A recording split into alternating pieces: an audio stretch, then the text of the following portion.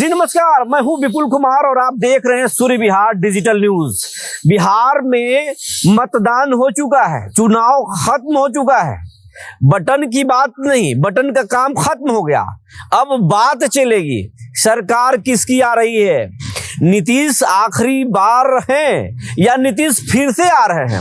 वैसे तो exit poll आ चुका है बिहार में, अलग अलग चैनल्स और दैनिक भास्कर, न्यूज 18 तमाम जो लोग हैं वो चैनल अलग अलग प्लेटफॉर्म पर एग्जिट पोल आ चुका है। लेकिन सूर्य विहार डिजिटल दुनिया में पहली बार हम एग्जिट पोल तो बताने जा रहे हैं, लेकिन एग्जिट पोल नहीं, हम एग्जैक्ट पोल आपको बताने हैं। सबसे सटीक आपको रिजल्ट बताने जा रहे हैं। हो सकता है आप 14 नवंबर को मिलाइएगा कि सूर्य विहार का जो एग्जैक्ट पोल है वो सही है या नहीं है।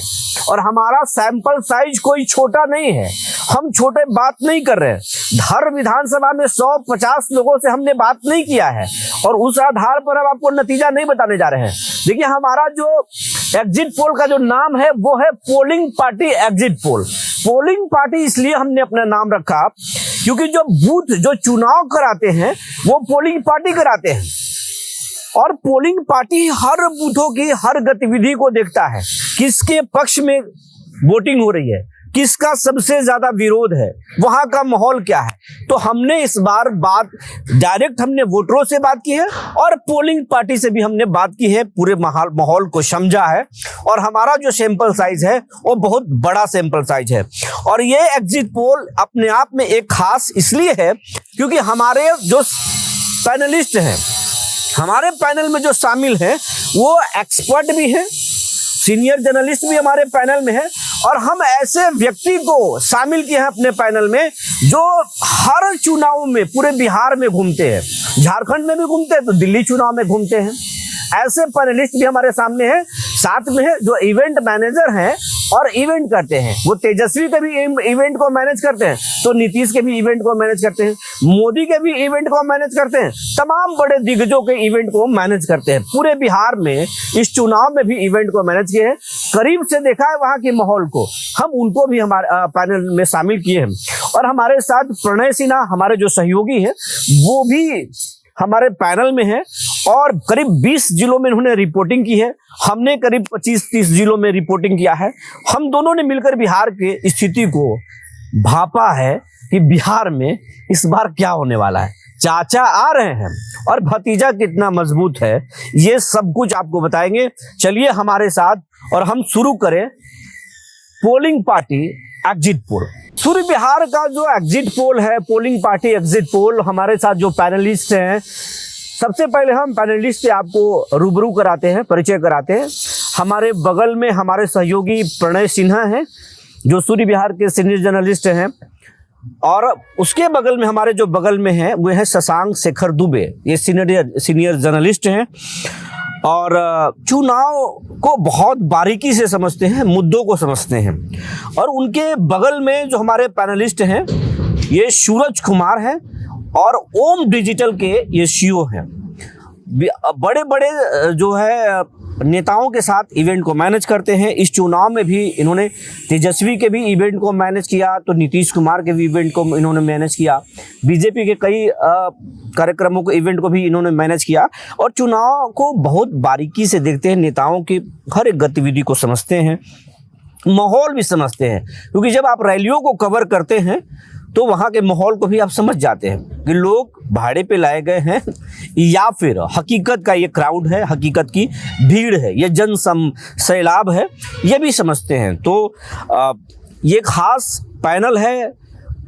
हम इसलिए खास कह रहे हैं क्योंकि ये सीनियर जर्नलिस्ट के हम अनुभवों से भी बताएंगे कि चुनाव आयोग की जो भूमिका पर सवाल उठ रहा था इस चुनाव में, उसके पीछे की कहानी क्या है। तेजस्वी यादव इस बार पिता के साया में नहीं, खुद के लीडरशिप में चुनाव लड़ रहे थे, क्या खास रहा। नीतीश कुमार के लिए आखिरी पारी था, ये भी इनसे जानेंगे, सहयोगी से तो जानेंगे। और जो सूरज कुमार हैं वो बिहार की स्थिति को समझाएंगे। तो हम सबसे पहले 4 चीज़ों को समझेंगे और शुरुआत कर रहे हैं। आप किसी जिलों के नतीजा बताने से पहले हम आपको बताते चले कि इस बार जो खासा जो चुनाव था वो मगध और शाहाबाद के इलाके में था, क्योंकि मगध और शाहाबाद का जो इलाका है वो पहले एनडीए का गढ़ हुआ करता था, लेकिन 2020 के चुनाव में महागठबंधन ने इसको अपना गढ़ बना लिया था। और एक जिला है औरंगाबाद, जहां पर क्लीन स्वीप कहें 6 के 6 सीटों पर महागठबंधन ने कब्जा कर लिया था। इस बार ये जिला खास था, सबकी नजरें थी। तेजस्वी यादव ने भी पूरा जान झोंका अपने गढ़ को बचाने के लिए, तो नीतीश कुमार से लेकर मोदी तक यहाँ पर आए और सभा किए।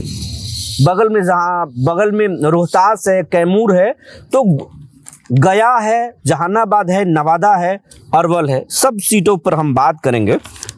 लेकिन कुछ जो बातें हैं, जो प्रमुख बातें हैं, सबसे पहले हम प्रमुख बातों पर आते हैं और हम अपने सीनियर जर्नलिस्ट से समझने की कोशिश करते हैं, और उसके बाद में हम आपको जिलों के नतीजा भी बताएंगे। सबसे पहले शशांक शेखर सर, आपको बहुत बहुत स्वागत है इस एग्जिट पोल कार्यक्रम में, और सूरज जी आपका भी स्वागत है, प्रणय आपका भी स्वागत है। सबसे पहले हम आपसे जानना चाहेंगे, क्योंकि आप कई चुनावों को देखे हैं। जब हम पत्रकारिता की शुरुआत कर रहे थे, जब हम एक अखबार में हुआ करते थे, तो आप वहाँ पर बहुत सीनियर कॉरेस्पॉन्डेंट थे, तो आपके सामने भी हमने कुछ सीखा है, बहुत कुछ। और हम आपसे ये कहेंगे कि इस बार का जो चुनाव है, ये पिछले चुनावों से अलग क्या था? इस बार का चुनाव को अलग माना जा रहा था, तो क्या खास था इस चुनाव में आपके नज़रिए से? आपने बहुत चुनावों को देखा है जी। इस बार बिहार का जो चुनाव था वो पिछले मेरे जीवन काल में जितने विधानसभा चुनाव हुए हैं उनसे खासा अलग था। जितने भी चुनाव हम लोगों ने देखा है, जितना चुनाव कवर किया है, उसमें जाति की प्रमुखता रहती है। जातियों के समीकरण, धर्म के समीकरण, समाज में विभेद की बात होती थी।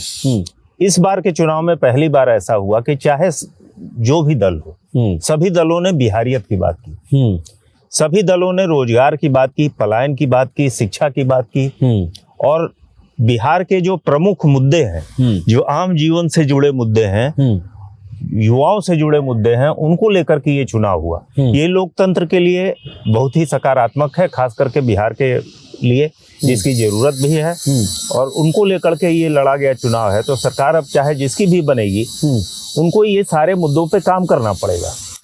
बहुत सारे चैनल्स के जो एग्जिट पोल आए हैं, उसके अनुसार नीतीश फिर से आ रहे हैं, और आरजेडी जो है उसको झटका लगी है, महागठबंधन को झटका लगा है। ये आप इस एग्जिट पोल को किस रूप में देख रहे हैं? ये सही है या एक हवाबाजी है? नहीं, एग्जिट पोल तो मेरे हिसाब से सही है, और उसमें 2-3 चीजें हम करेक्शन करना चाहेंगे, क्योंकि कलेक्टिवली लोग बता रहे हैं एग्जिट पोल में कि 160 प्लस एनडीए को सीटें आएंगी। मैं भी कमोबेश, मेरा भी आंकड़ा इसी के आसपास का है, लेकिन उसमें एक करेक्शन ये है कि मुझे लगता है कि जेडीयू को बीजेपी से ज्यादा सीटें आएंगी। एनडीए का जो सीट जो एग्जिट पोल के अनुसार, और हमारा भी जो है एनडीए को बाकी एग्जिट पोल में 145 से 160 सीट दिखा रहा है, महागठबंधन को 73 से 91 दिखा रहे हैं, अदर्स को 5 से 10 सीटें दिखा रहे हैं। हमारा भी अपना जो आंकलन है, हमारा जो सैंपल साइज है, उसके अनुसार हम 140 से 35 से 140 सीटें हम एनडीए को दे रहे हैं, और ये तो 73 और 91 की जो बात आ रही है, वो 80 से हम 95-100 के बीच में हम महागठबंधन को सीटें दे रहे हैं। ये हमारा सैंपल साइज जो हमारा जो कह रहा है वो ये है। ये अनुमान ही है अभी, तो सीटों में जो है 5-6 की। अब हम सूरज जी से जानते हैं। सूरज जी, आप पूरे बिहार में इस चुनाव में इवेंट को मैनेज किए हैं, और सूर्य बिहार का ये जो ये एक तरह से अलग ही है कि हम पैनल में ऐसे लोग को शामिल किए हैं जो चुनाव को बारीकी से देखा है। तो इस जो नतीजे जो आ रहे हैं एग्जिट पोल के, उसको आप कैसे, किस रूप में ले रहे हैं? सही है या फिर ये इसको सही नहीं मानते? अभी तक जो मैंने पूरा बिहार जो भ्रमण किया और कम्प्लीटली हमने जो रैलियां करी, इसमें सीधे सीधे ये तौर पे ये कह सकते हैं कि एनडीए सरकार बना रही, एनडीए की सरकार बना रही, एनडीए सरकार बनेगी, ये मैं दावे के साथ कह सकता हूँ। ये आपने भाप लिया था? ये हमने भाप लिया है, क्योंकि जब हमने तेजस्वी जी की भी रैलीज में जाके काम किया, हमने मुकेश सैनी जी की भी रैलीज में जाके काम किया, कांग्रेस की रैलीज में भी किया, बीजेपी की रैली में भी गया, जेडीयू की रैली में भी गया, लेकिन जो एक आंकड़ा जो समझ में आ रहा है वहां ये समझ में आ रहा है कि सरकार तो एनडीए की बने। ये बनेगी। अब हम प्रणय आप पे आते हैं। आप लगातार लखीसराय को भी आपने कवर किया, आप मुंगेर को भी आपने कवर किया, आपने पटना को कवर किया, आप रोहतास भी गए, शाहबाद के इलाके में भी कवर किए, आप मगध के इलाके में भी कवर किए। जो एग्जिट पोल के जो आंकड़े आ रहे हैं, सूर्य विहार के भी जो आंकड़े हैं वो उससे आप संतुष्ट हैं? बाकी जो आंकड़े, सूर्य विहार के तो आप सहयोगी हैं ही, बाकी चैनलों के जो आंकड़े आ रहे हैं, एग्जिट पोल के नतीजे आ रहे हैं, वो आपके नज़र से सही है? लगभग हमारे आंकड़े जो हैं बाकी चैनल के जो आंकड़े हैं कहीं ना कहीं वो मैच कर रहे हैं, क्योंकि जो मैंने एनालिसिस की है स्पेशली लखीसराय और जमुई, लखीसराय जमुई पे मैं इसलिए फोकस कर रहा हूँ क्योंकि वो वहाँ पे मैंने वहाँ से विजय सिन्हा लड़ रहे हैं। जी बिल्कुल, विजय सिन्हा लड़ रहे हैं। वो एक बड़े चेहरे हैं वर्तमान पार्टी के, जो कि बड़े चेहरे हैं, और दूसरे लोग भी हैं जो लड़ रहे हैं। तो अगर मैं बात करूं तो उधर से पड़ रहा भारी दिख रहा है, और कहीं ना कहीं मैंने एग्जिट पोल को आप सही मान रहे हैं? सही मान रहा हूँ मैं। अब हम सबसे पहले जो दर्शक है सूर्य विहार के, वो सीधे नतीजे पर आना चाहते हैं, तो हम पहले नतीजे पर आते हैं। पहले एक जिले के हम नतीजों को दिखा देते हैं।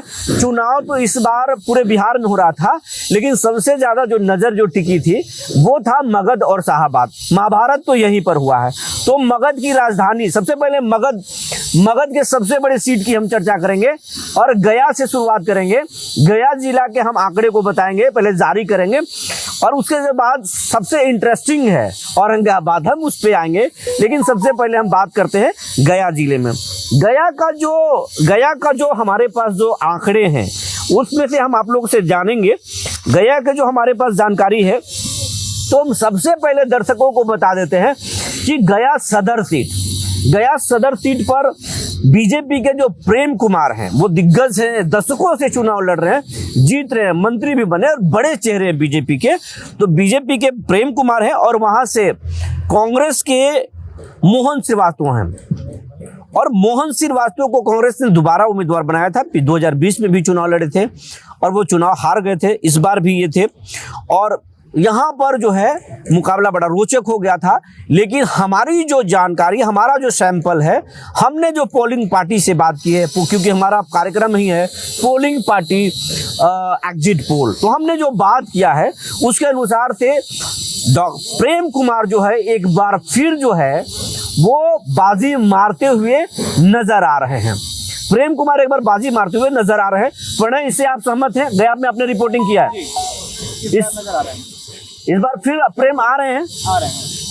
आप इससे सहमत हैं? प्रेम कुमार को आपने कवर भी किया है, बिल्कुल, और आप समय से बहुत दिन से उनको जानते हैं। हाँ, उनके व्यक्तित्व को लेकर के और उनके कामकाज को लेकर के गया सदर में कोई विवाद नहीं रहा कभी भी, और सामाजिक स्वीकार्यता उनकी जो है हमेशा से रही है। इसलिए सूरज जी, आप बताएं, आपने भी गया में मगध में काफी एक्टिव रहते हैं, आप जाते आते हैं, वहां इस बार क्या माहौल देख रहे हैं? प्रेम कुमार, हमारे जो एग्जिट पोल है उसमें प्रेम कुमार को हम लीड दे रहे हैं। प्रेम कुमार को लीड लोग इसलिए इस बार दे रहे हैं क्योंकि देखिए प्रेम कुमार जी एक सुलझे हुए नेता हैं। उनका क्षेत्र में भी, जहां तक हम लोग गया में भी हम लोगों ने काम किया है, उनका विरोध दिखा नहीं, विरोध कहीं नहीं दिखा उनका। क्योंकि हम एक दो रैलीज में भी उनके गए तो वहां पे पता चला कि प्रेम कुमार का, हमने सीधे लोगों से पूछा कि क्या आप वोट दे रहे हैं? कह रहा है कि भाई इनसे तो काम घर से भी करा लेते हैं, कोई दूसरा आएगा तो उनसे काम कैसे काम कराएंगे, और यही उनकी जीत है। हाँ। और हर आदमी से मिलना, और 30 सालों से लगातार चुनाव जीत रहे हैं,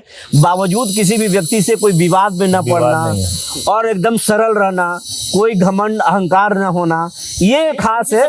और इसीलिए प्रेम कुमार दोबारा जो है फिर से आ रहे हैं। अब हम बात करते हैं गया जिला के दूसरे विधानसभा, और वो है वजीरगंज में बीजेपी के जो एमएलए हैं वीरेंद्र कुमार सिंह हैं।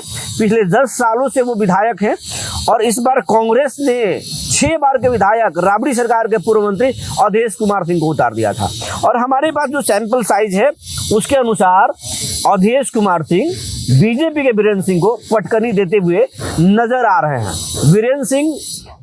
वीरेंद्र सिंह को पटकनी देते हुए अवधेश कुमार सिंह नजर आ रहे हैं, और हम अपने एग्जिट पोल में अवधेश कुमार सिंह को आगे दिखा रहे हैं। आप इससे सहमत हैं?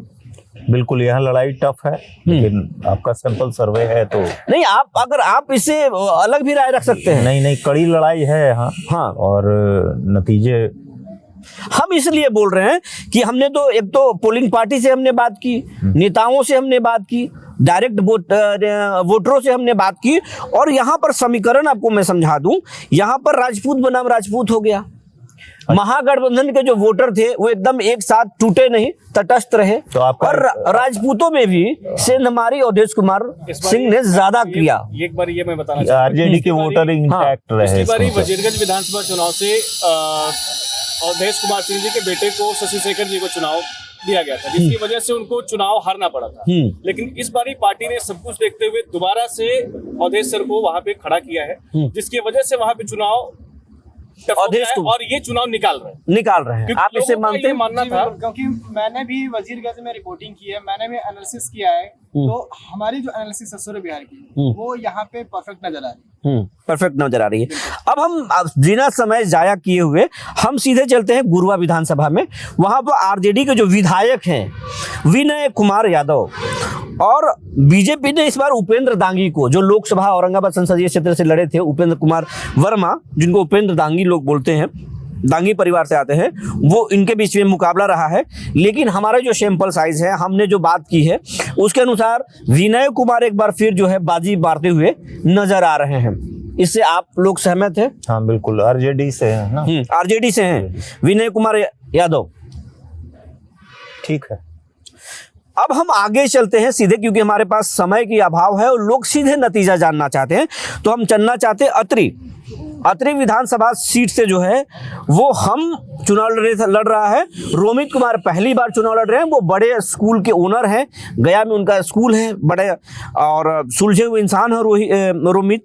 और जेडी से है वहाँ बजंती देवी। लेकिन मुकाबला बहुत रोचक है और कांटे की टक्कर उस सीट पर है, कांटे की टक्कर हुई है वहां। उस सीट पर बहुत जबरदस्त फाइट हुई है अतरी में, लेकिन फिर भी रोमित कुमार बाजी मारते हुए नजर आ रहे हैं। इसमें गया की जो सीटें हैं उसमें जीतन राम मांझी जी का विशेष प्रभाव दिखाई देता है।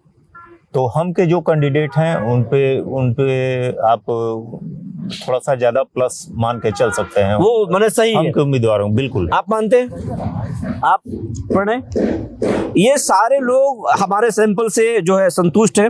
अब हम चलते हैं शेरघाटी विधानसभा। शेरघाटी में इस बार जो दोनों उम्मीदवार थे, चाहे वो महागठबंधन के उम्मीदवार हों, प्रमोद वर्मा, वो भी नए थे। उन पुराने जो विधायक थी मंजू वर्मा, उनको हटा दिया था आरजेडी ने। तो एनडीए ने भी बारूण के रहने वाले उदय यादव को मैदान में उतारा था। दोनों नए उम्मीदवार थे, लेकिन हमने जो यहाँ पर जो सैंपलिंग किया है, हमने जो लोगों से बात की है, हमने जो न्यूज़ कवर किया है, उसके अनुसार जो है नज़दीकी फाइट है। लेकिन जो बैस परिवार के जो लोग हैं वो टूट गए हैं, बैस आरजेडी की तरफ मूव किए हैं। लेकिन यादव मतदाता जो हैं वो जो है आरजेडी से नहीं टूटे, वो उदय यादव की तरफ नहीं टूटे, और वो प्रमोद वर्मा के साथ ही खड़े नजर आए। इसलिए यहाँ पर कांटे की टक्कर है, नतीजा कुछ भी हो सकता है, लेकिन फिर भी जो एज मिल रहा है वो एज जो है आरजेडी की तरफ मिल रहा है। लेकिन यहाँ कांटे की टक्कर है, यहाँ का रिजल्ट चौंका सकता है। उदय कुमार भी कमजोर नहीं है, उदय भी बाजी मार सकते हैं। इस सीट पर हम ये बोलेंगे आपको, लेकिन समीकरण यही कुछ कर रहा है। आप यहाँ बिल्कुल बहुत कड़ी लड़ाई है और नतीजे सचमुच जो है चौंकाने वाले आ सकते हैं। उदय कुमार भी अंदर क्या खेल किए हैं ये बताया नहीं जा सकता, क्योंकि उदय कुमार जो यादव परिवार से आते हैं, प्रतिष्ठित परिवार से आते हैं बारूण के, और वो लगातार वहां पे कैंप किए हुए थे, उनके सारे रिलेटिव काम किए हुए थे, बहुत सारे लोग काम कर रहे थे। तो कितना तोड़ पाए हैं। अदर्स फैमिली में भी, अदर्स जातियों में भी सेंधमारी की बात आ रही है, लेकिन अभी कोई खुलकर बोलने के लिए तैयार नहीं है। लेकिन का वोट जो है इंटैक्ट रहा है, उनके साथ इंटैक्ट रहा है बिल्कुल। तो नतीजा उनके पक्ष में भी आ सकता है। उदय यादव भी चौंका सकते हैं सबको, उदय यादव भी चौंका सकते हैं। अब हम आगे चलते हैं। बोधगया सीट है, बोधगया सीट, यहाँ पर 10 सालों से आरजेडी के विधायक है सर वो है कुमार सर्वजीत। वो पूर्व कृषि मंत्री भी हैं, सुलझे हुए इंसान है, तेजस्वी परिवार, लालू परिवार के बहुत खास हैं। लेकिन यहाँ पर और कुमार सर्वजीत को राजद का चिराग भी कहा जाता है। पासवान समाज से आते हैं। और लोजपा रामविलास ने श्यामदेव पासवान, वो भी एक पूर्व विधायक हैं, उनको इस बार मैदान में उतार दिया था और पासवान बनाम पासवान की लड़ाई हो गई थी। लेकिन जो कुमार सर्वजीत, हमने जो सैंपलिंग की, हमने वहां न्यूज कवर किया है, हाँ, वहां पर कुमार सर्वजीत की ज्यादा है, क्योंकि राजपूत समाज भी कुमार सर्वजीत की तरफ, ब्राह्मणों ने भी वोट दिया, वैश्य ने भी वोट दिया।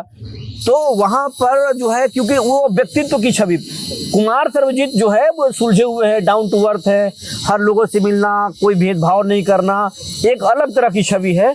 तो कुमार सर्वजीत को हम यहाँ पर एज दे रहे हैं। बिल्कुल ठीक, आप सही सहमत है? बिल्कुल। आप सूरज जी? बिल्कुल सहमत है। प्रणय, आपने भी वहाँ कवर किया है? बिल्कुल सहमत है। सहमत है, ठीक है। अब हम चलते हैं दूसरे सीट पर। 12 एक सीट है। 12 में हम से जो है कैंडिडेट है ज्योति मांझी और आरजेडी से है तनुश्री। लेकिन इस सीट पर हम के जो ज्योति मांझी है वो लीड लेते हुए नजर आ रही हैं। इनका एज है, आप लोग सहमत हैं? हाँ, जैसा कि मैंने बताया गया कि आसपास की मांझी जहाँ है उनका प्रभाव है, जहाँ है उनका और वहाँ हारने की स्थिति नहीं, और वहाँ वो सीटें पर थोड़ा एज दिखता है। अब हम चलते हैं सीधे टेकारी पर, और टेकारी की बात कर ले तो टेकारी में अजय दांगी हैं, जिनको पहली बार आरजेडी ने, वो सीट कांग्रेस का था, लेकिन इस बार आरजेडी ने, तेजस्वी यादव ने उस सीट को खुद से लिया और वहां पर अजय दांगी को, जो दांगी परिवार से आते हैं, उनको उम्मीदवार बनाया गया। लेकिन हम से हुआ अनिल कुमार, जो पूर्व विधायक है, जिन पर हमले हुए, आपने देखा होगा, वीडियो देखे होंगे आप लोग, वीडियो तो देखे ही होंगे, जिन पर अनिल कुमार पर जानलेवा हमला हुआ था। और यही घटना उनको, उनके तरफ जो है सिंपैथी का काम किया। और यहाँ पर टेकारी में जो अनिल कुमार को हम एज देते हुए नजर आ रहे हैं, यहाँ पर इनकी बढ़त है। सही है, ठीक। अब एक सीट है, आखिरी जो सीट है वो बेलागंज है। बेलागंज जो है वो सुरेंद्र यादव का गढ़ रहा है। वहां से जहानाबाद के सांसद भी है सुरेंद्र यादव, और उनके बेटे विश्वनाथ यादव चुनाव लड़ रहे हैं। तो बिंदी यादव, जो गया के दूसरे जो प्रमुख चेहरे थे, बाहुबली कहे जाते थे बिंदी यादव, उनकी पत्नी जो जेडीयू के पूर्व विधायक भी रही हैं, अभी जो वर्तमान विधायक हैं, मनोरमा देवी, वो चुनाव लड़ रही हैं। लेकिन यहाँ पर यादव के वोटों में मनोरमा सिंधमारी कर दी है, आरजेडी के समीकरण को ध्वस्त कर दी है, और मनोरमा देवी को एज दिख रहा है। आप सहमत हैं? पहले से भी राजनीतिक परिवार से ये संबंध है, तो जनता से जुड़ाव स्वाभाविक है। और मुझे लगता है सूरज जी, आप इस सीट पे तो ज्यादा हम लोगों ने काम किया नहीं है, तो इस सीट पे ज्यादा चर्चा नहीं कर सकते। आप सहमत हैं? अब हम चलते हैं जो दूसरा सीट है, और वो हम प्रमुख सीट बताने जा रहे हैं आपको, वो है औरंगाबाद। दर्शक इंतजार कर रहे होंगे, औरंगाबाद इस बार खासे नजर रख रहे थे औरंगाबाद पर लोग, क्योंकि यहाँ से आनंद मोहन के बेटे चेतन आनंद चुनाव लड़ रहे थे। आनंद मोहन खुद कायम किए हुए हैं नवीनगर में, उनकी पत्नी लवली आनंद, जो शिवहर की सांसद हैं, वो खुद कायम की हुई हैं। तो इस जिले पर खासे नजर था। लेकिन हम सबसे पहले जो बात करेंगे वो बात करेंगे औरंगाबाद सदर विधानसभा सीट पर, क्योंकि यहाँ पर कांग्रेस के जो 2 बार के जो एमएलए आनंद शंकर, वो चुनाव में ताल ठोक रहे थे। तो वही बीजेपी के पूर्व प्रदेश अध्यक्ष, बड़े कद्दावर नेता गोपाल नारायण के बेटे त्रिविक्रम नारायण यहाँ से चुनाव मैदान में ताल ठोक रहे थे। त्रिविक्रम का नाम अचानक से शामिल हुआ आया था। बड़े मोदी ने प्रधानमंत्री मोदी यहाँ सभा करने आए। योगी अपने चॉपर से वीडियो डाले, अपील किए लोगों से, और ये खास रहा, चाहे नित्यानंद राय हो, धर्मेंद्र प्रधान हो, हर एक बीजेपी के जो दिग्गज नेता इस सीट पर कैंप किए, इस सीट को कसरत किए, वोट भी हुई है। हम आपको बताते चले कि यहाँ पर कांटे की टक्कर हुई है। औरंगाबाद विधानसभा में कांटे की टक्कर हुई है। नीतीश कुमार के साइलेंट वोटरों ने भी जमकर वोट किया है, और मोदी का भी जलवा दिखा है। तो आनंद शंकर भी बहुत मजबूती से चुनाव लड़े हैं, और यहाँ नजदीकी फाइट है। हमारे जो सैंपलिंग है हमारे जो सैंपलिंग है, हमने जो पोलिंग पार्टी से बात की है, वो चौंकाने वाला है। वो जो सैंपल जो कह रहा है वो लोगों को चौंका सकता है। बहुत नजदीकी फाइट हुई है और आनंद शंकर बहुत मजबूती से लड़े हैं, तो त्रिविक्रम भी बीजेपी के जो स्थानीय नेता हैं उनसे ज्यादा मजबूती से चुनाव लड़े हैं। एकदम कांटे की टक्कर हुई है। जीत हार का जो फासला होगा वो बहुत कम अंतर से होगा, लेकिन जो आंकड़े कह रहे हैं उसके अनुसार जो है, जो महागठबंधन है उसके वोटों में बिखराव नहीं हुआ है, लेकिन एनडीए के जो वोट जो है थोड़ा सा बिखरते हुए नजर आए हैं। नजदीकी मामला है, यहाँ नतीजा कुछ भी हो सकता है। त्रिविक्रम भी बाजी मार सकते हैं, आनंद शंकर भी बाजी मार सकते हैं, लेकिन जो सैंपल कह रहा है वो कांग्रेस को थोड़ा सा लीड दिखा रहा है।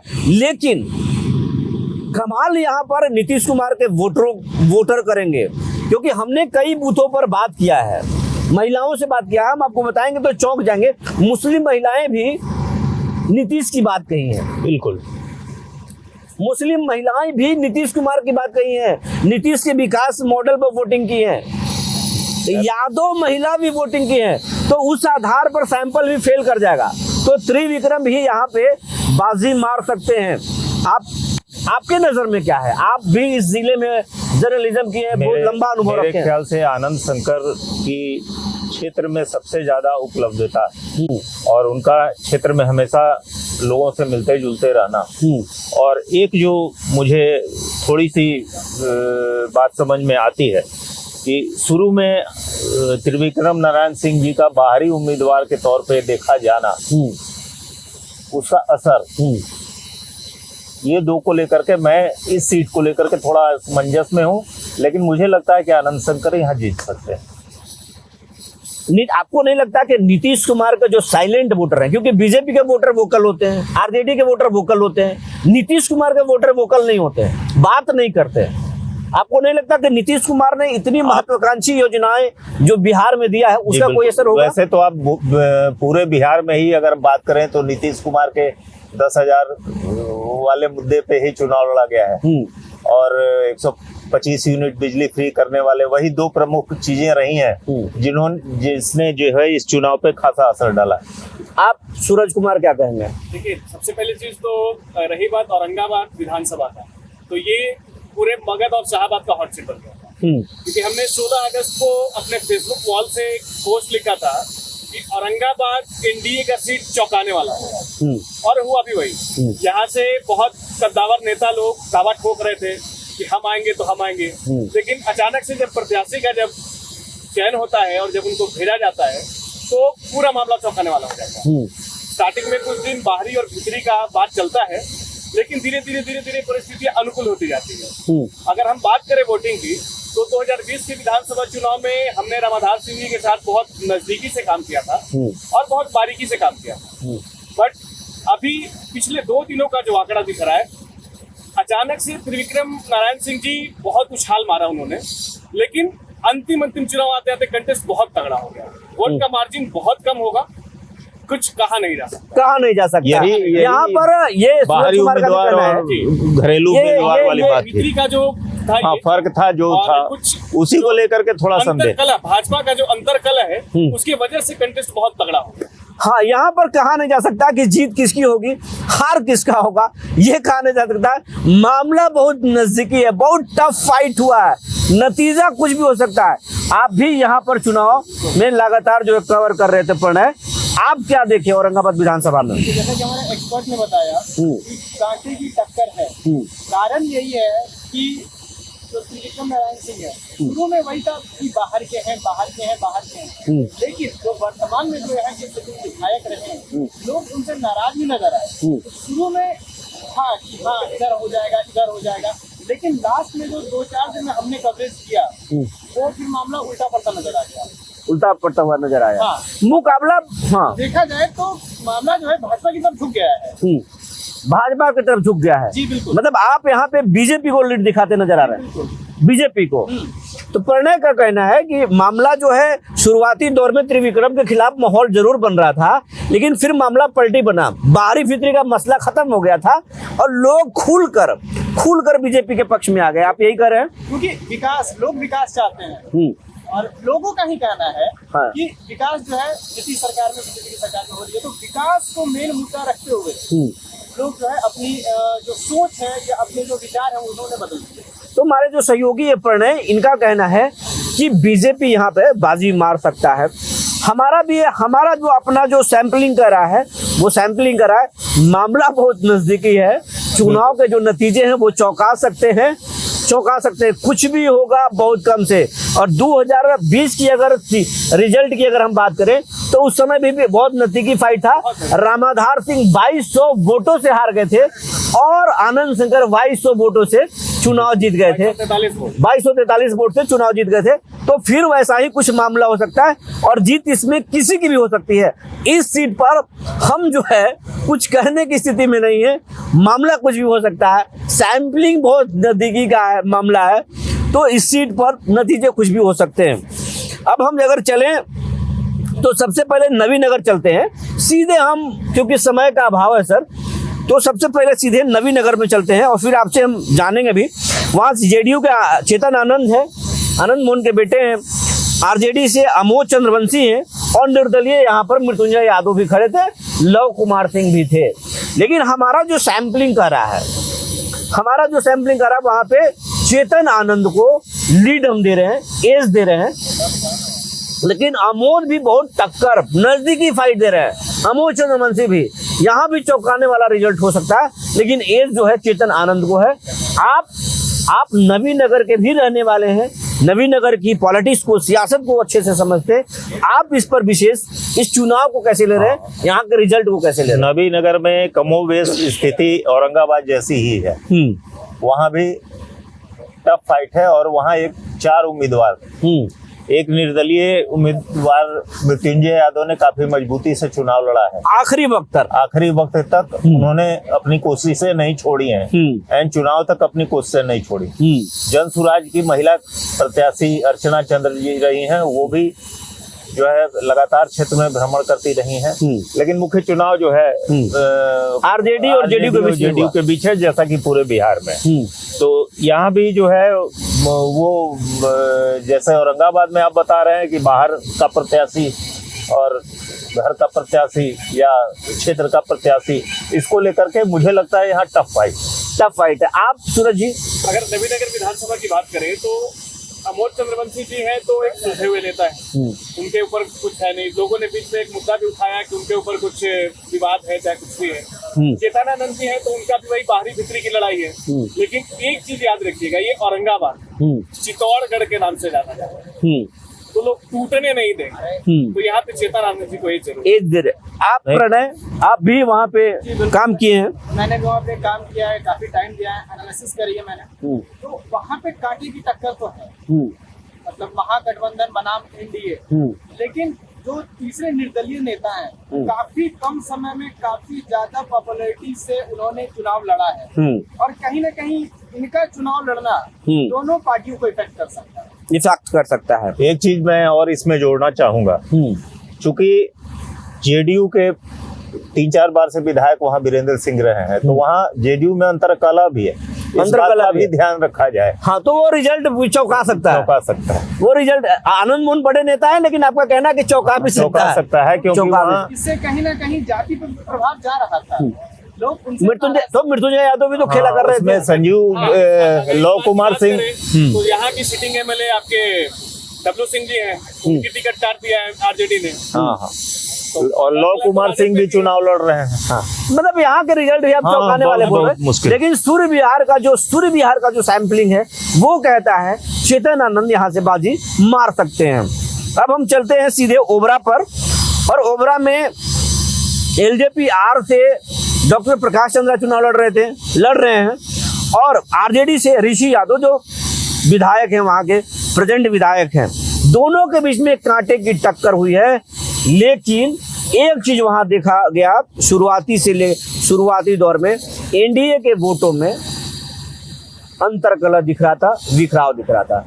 कुशवाहा अलग भाषा बोल रहे थे, भूमिहार भी विरोध में खड़े थे, तो एनडीए में। लेकिन कहा जा रहा है कि तेजी से जो माहौल है वो बदला है। लोग कह रहे हैं कि भूमिहार एक ऐसा जाति है, प्रबुद्ध जाति है कि वो लालू की तरफ नहीं जा सकते। इस बात से सहमत हैं आप? बिल्कुल। और ऋषि यादव आरजेडी के हैं, तो वहां पर यादव वोट और महागठबंधन का वोट तटस्थ दिखा है।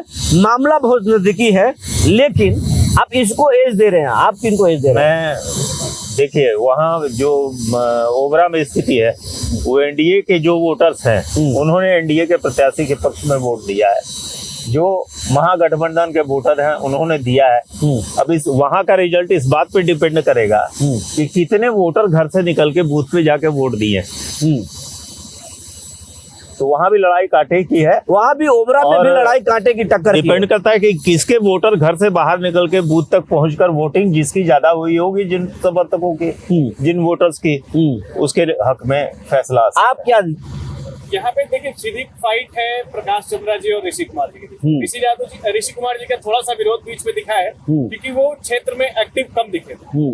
और प्रकाश चंद्रा जी का स्टार्टिंग से ही समाज सेवी का एक छवि रहा है, तो उन्होंने ये किया, बट वहाँ भी कांटे का टक्कर दोनों के बीच रहे।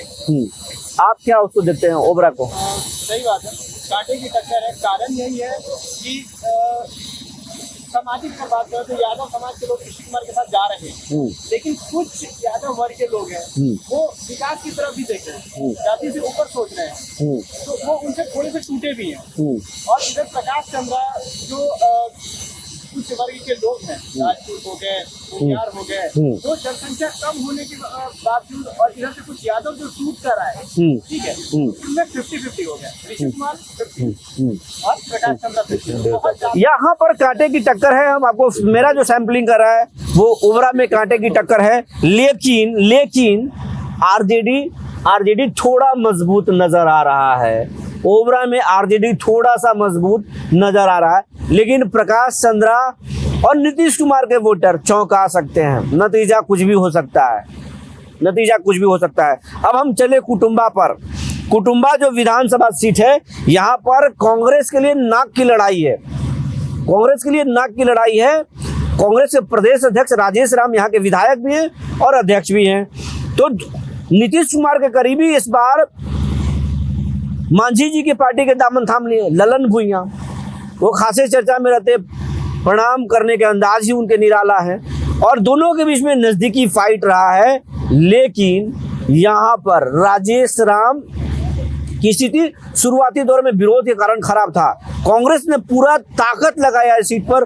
पिछले 3 से 4 दिनों में कुशवाहा वोटों में सेंधमारी की कांग्रेस ने।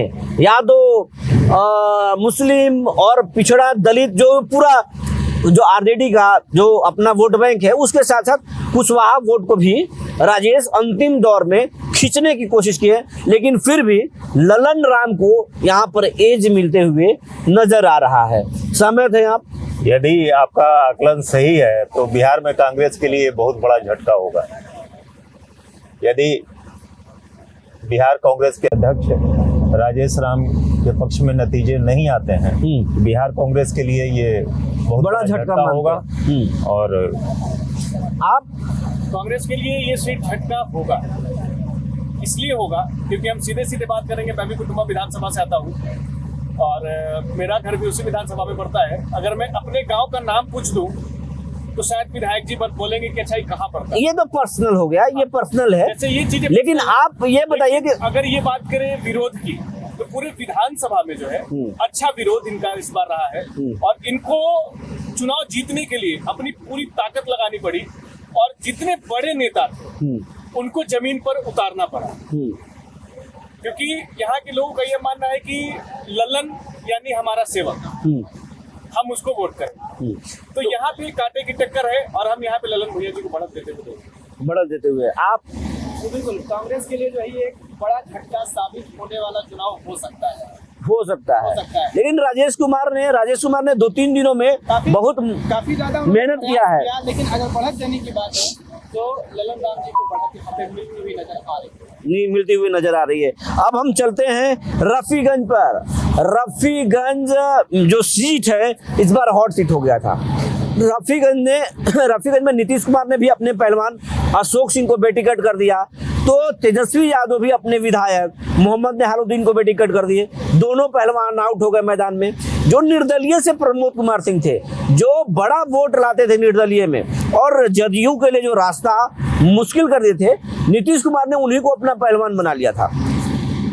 तो निहारुद्दीन को हटा करके नवीनगर रफीगंज के जो नगर पंचायत को जो चेयरमैन है मोहम्मद गुलाम सईद, उनको उम्मीदवार बनाया था। और जो हमारा जो सैंपलिंग करता है उसके अनुसार जो है कांटे की टक्कर हुई है। लोग बोल रहे हैं कि नहीं, जेडीयू का एक तरफा लड़ाई है वहां पे, प्रमोद कुमार सिंह एकदम मैदान मार रहे हैं। लेकिन हम आपको बता रहे हैं, हमारा जो सैंपलिंग करा है, कांटे की टक्कर हुई है और या महागठबंधन का वोट बिखरा नहीं है, जेडीयू का वोट जरूर बिखरा है। लेकिन नीतीश कुमार का जो महत्वाकांक्षी योजना है, महिला जो वोटर इंटैक्ट है, वो साथ रही है और यहाँ पर हम जेडीयू को एज देते नजर आ रहे हैं। आप लोग सहमत हैं इससे? इसमें दो बातें हैं। जैसे रफीगंज में मुस्लिम मतदाताओं की संख्या बहुत ज्यादा है, जो कि महागठबंधन का कोर वोटर माना जाता है। दूसरी तरफ महिलाओं की संख्या है जो एनडीए के समर्थन में वोट उन्होंने किया है, जिसमें मुस्लिम महिलाओं की भी संख्या है। तो यहाँ भी कांटे की टक्कर दिखाई दे रही है। अब हम बात करते हैं गो विधानसभा, जहां से नीतीश कुमार के जो करीबी हुआ करते थे डॉक्टर रणविजय कुमार, वो आरएलए में चले गए थे जब टिकट नहीं उनको मिला। जब ये सीट चली गई बीजेपी को, मनोज शर्मा विधायक बने तो आरएलए में चले गए। लेकिन इस बार रणविजय शर्मा जब 2020 में बीजेपी को चुनाव हराए तो बीजेपी ने अपना पहलवान बना लिया इस बार। तो बीजेपी से रणविजय शर्मा है। तो भीम सिंह जो लालू के बहुत करीबी थे, लालू के खासम खास थे भीम सिंह, जो बारूद के रहने वाले हैं, उनको बेटिकट कर दिए तेजस्वी सीट को बचाने के लिए। और वहां से कुशवाहा परिवार से आने वाले आरजेडी के जो जिला अध्यक्ष हैं अमरेंद्र कुशवाहा, उनको पहलवान बनाया। और इस बार वहां फाइट हुई है, बड़ा नजदीकी फाइट हुआ है।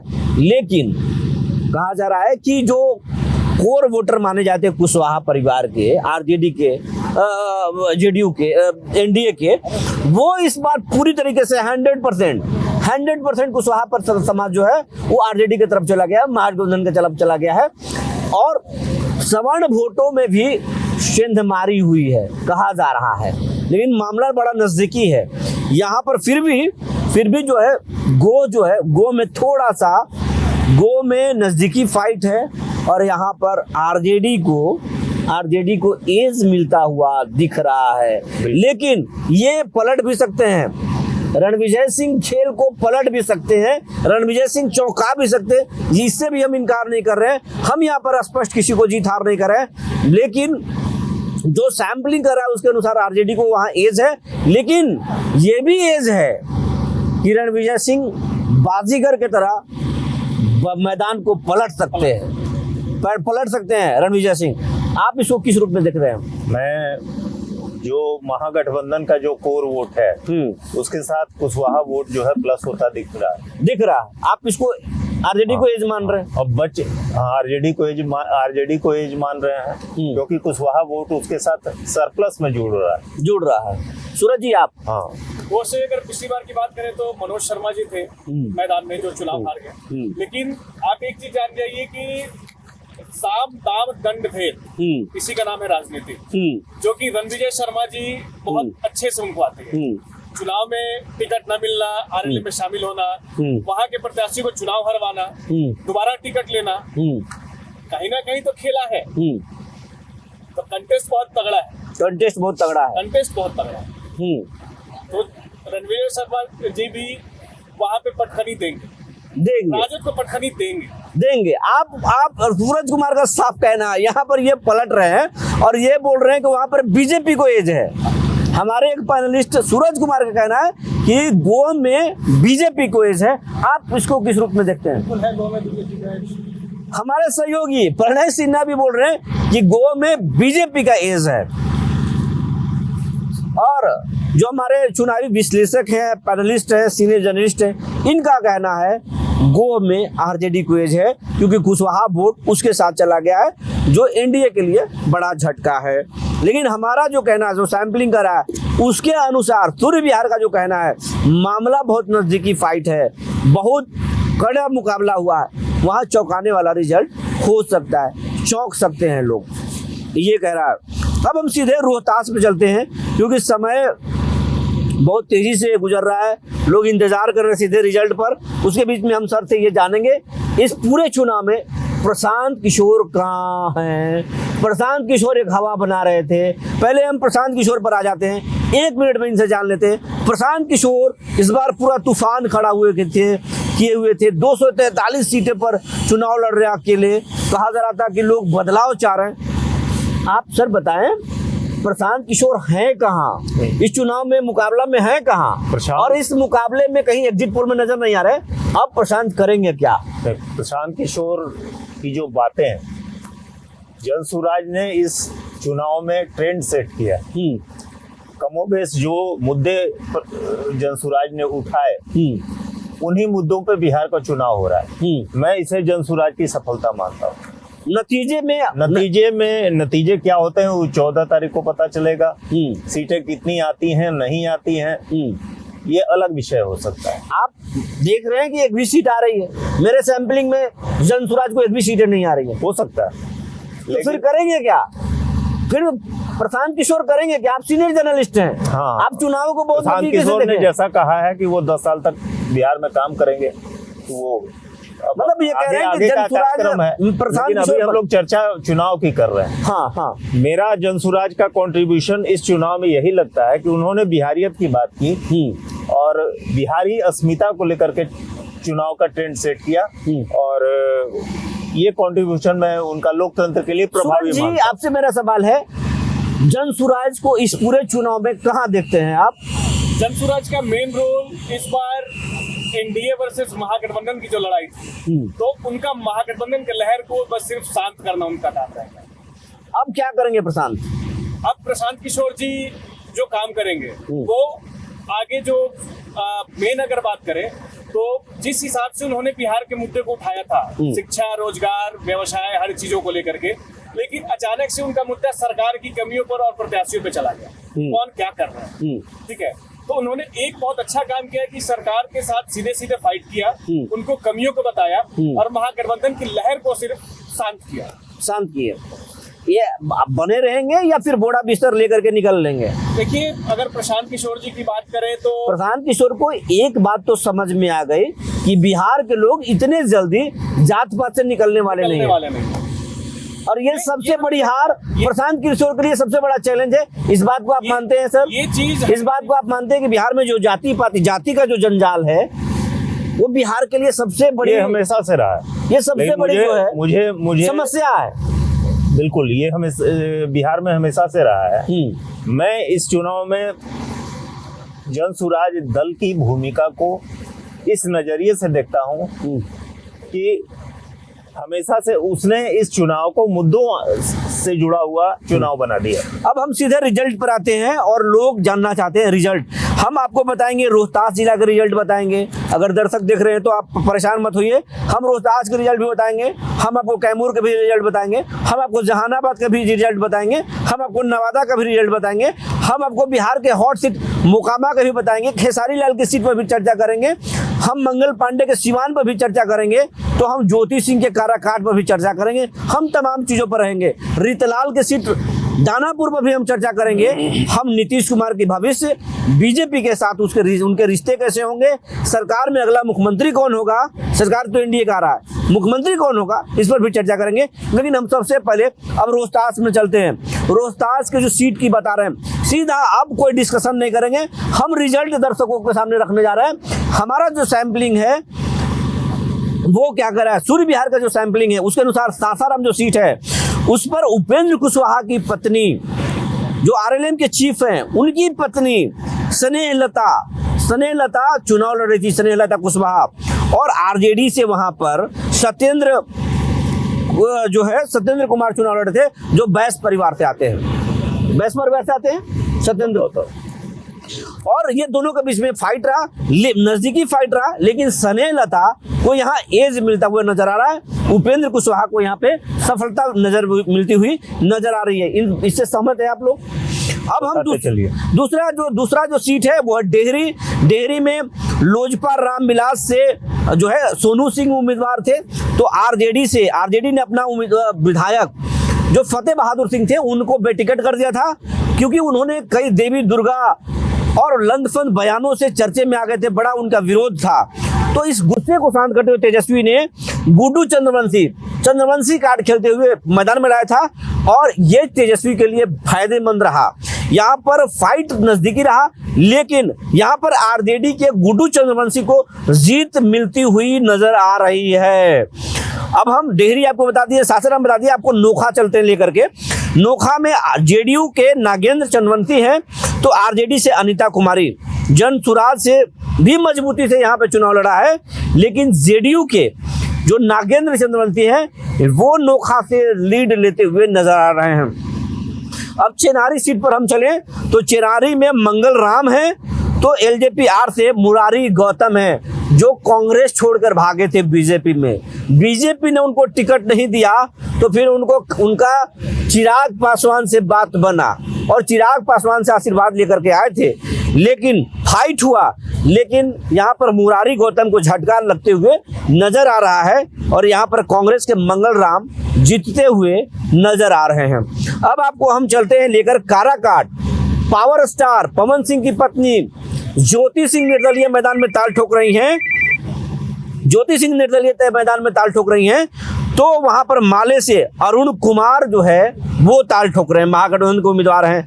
तो जेडीयू से महाबली सिंह जो पूर्व सांसद हैं वो जेडीयू से इस बार विधानसभा चुनाव लड़ रहे थे, लेकिन ज्योति ने खेल बिगाड़ दिया है।